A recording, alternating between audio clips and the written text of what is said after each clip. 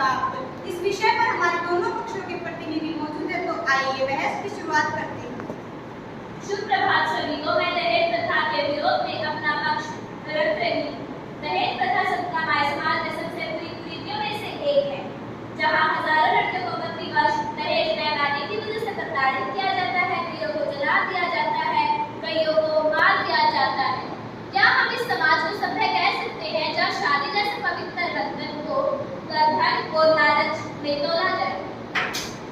आपकी बात भावात्मक है, लेकिन ये राष्ट्रीय की दहेज प्रथा का मूल उद्देश्य बुराई नहीं है। भारतीय संस्कृति विवाह में माता पिता अपनी बेटी के रहस्य के लिए सम्मान और संपत्ति देते हैं। वह उनका उपहार है, न कि मुसीबत।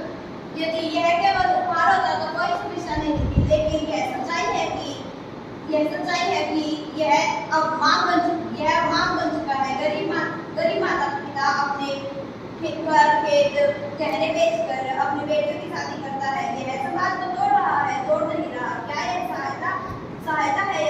कर्ज में डूबे माता पिता और प्रताड़ित बेटियां ही इसका अतिशय है।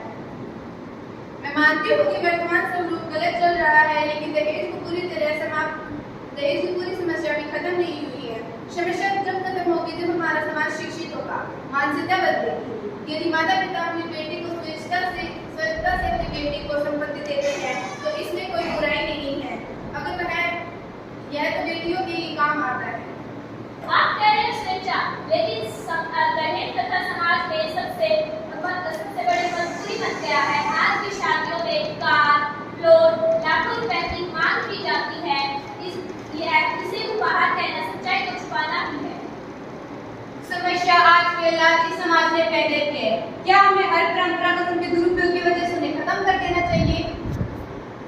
यह केवल आपने कानून की बात क्यों नहीं की? सरकार ने सन 1961 में दहेज निषेध अधिनियम बनाया और इसे घोषित किया। यह अच्छी प्रथा होती तो सरकार इसे अपराध नहीं मानता। इसे जड़ से खत्म करना ही समाधान है। कानून अपनी जगह है, लेकिन वास्तविकता व्यक्ति की सोच बदल सकता है। अगर लोग शिक्षित होंगे तो अपनी बेटियों और बेटों को समान अधिकार देंगे और दहेज प्रथा यहीं पर खत्म हो जाएगी। शिक्षा और जागरूकता सबसे बड़ा हथियार है, ना कि इसे खत्म करना दहेज प्रथा ही कहलाता है। आपने दोनों पक्षों की दलीलें सुनी। पक्ष का मानना है कि दहेज प्रथा एक सबसे बड़ा अभिशाप बन चुका है, उसे बंद करना ही समाधान है। विपक्ष का मानना है कि इसका मूल स्वरूप बुरा नहीं है, इसमें समाधान और शिक्षा से इसमें एक नई दिशा दी जा सकती है। लेकिन वास्तव में बात एक ही है कि जब तक समाज बेटियों को बराबर का दर्जा नहीं देगा, तब तक दहेज जैसी कुरीतियां हमें पीछे खींचती रहेंगी। तो हम सब मिलकर एक संकल्प लेते हैं कि शादी को व्यापार नहीं, एक पवित्र